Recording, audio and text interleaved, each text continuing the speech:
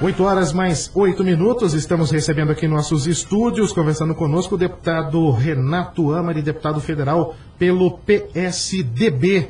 Deputado, na última sexta-feira nós estivemos entrevistando aqui, também num espaço importante, aliás, esteve nesta mesma cadeira onde está o deputado neste momento, o seu colega de partido aqui em Sorocaba, companheiro de partido no PSDB, o deputado federal Antônio Carlos Panunzio, tucano, também muito respeitado, não apenas em Sorocaba, mas nacionalmente. A opinião do deputado Panunzio tem uma repercussão muito grande, como também a do deputado Renato Amari.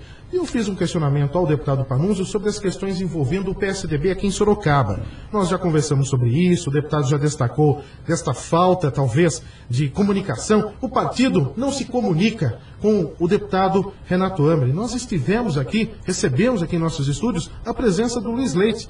E passamos a ele, falei, puxa vida, o PSDB ele não tem cordeirinhos, ele tem tucanos. E todos têm uma opinião forte muitas vezes e por isso gera polêmica. Agora, o Luiz Leite destacou, as reuniões estão acontecendo. E eu fiz a mesma pergunta ao deputado Panunzio. Deputado, as reuniões estão acontecendo, o deputado Renato Amari não é convidado para esses encontros. Eu gostaria que o deputado acompanhasse a resposta do deputado Panunzio.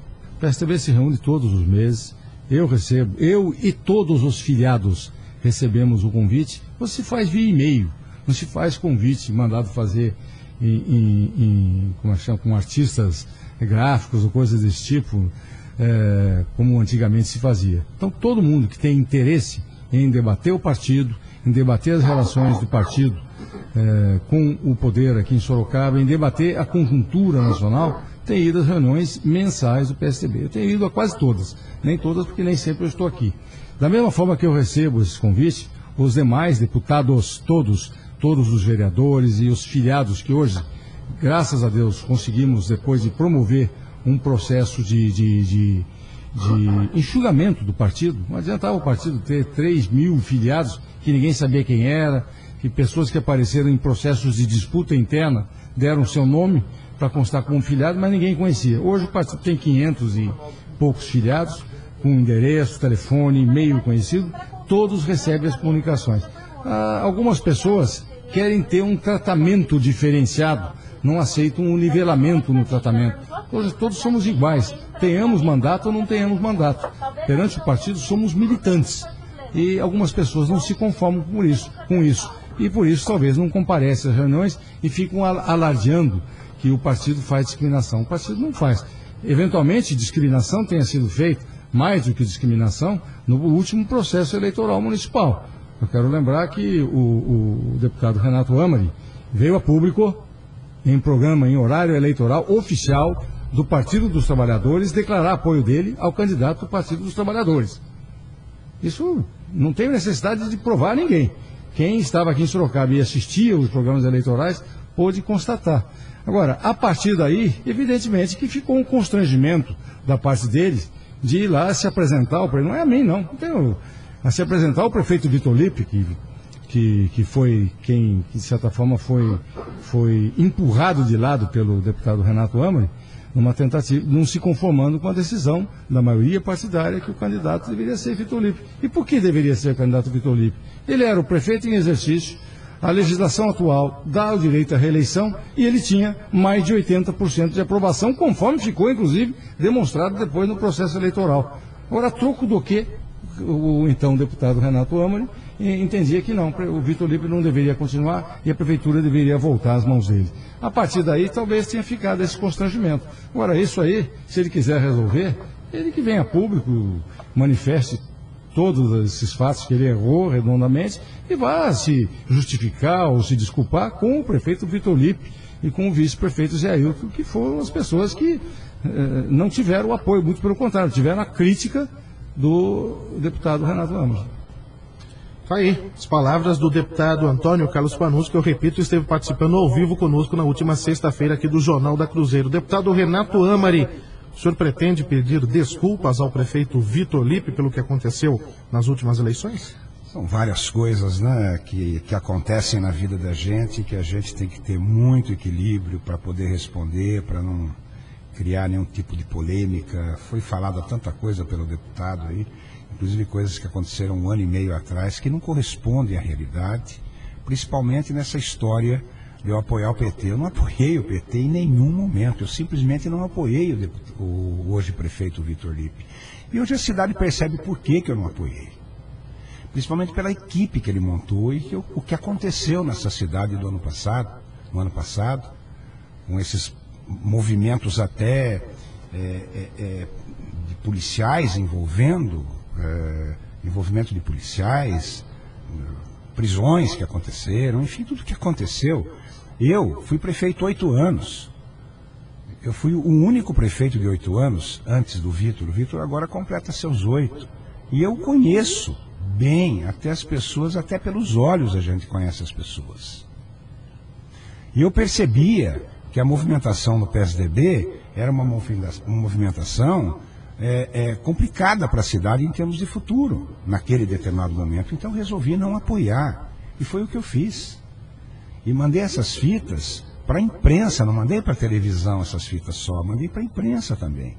E em nenhum momento dessa fita, nenhum momento da minha vida política, dos meus palanques políticos, eu falei que apoiava o PT. Em nenhum momento. E resolveram, através disso, ter uma movimentação contrária para me desqualificar naquele momento. Me desqualificar ainda mais do que eu estava sendo desqualificado por esse grupo que assumiu a prefeitura.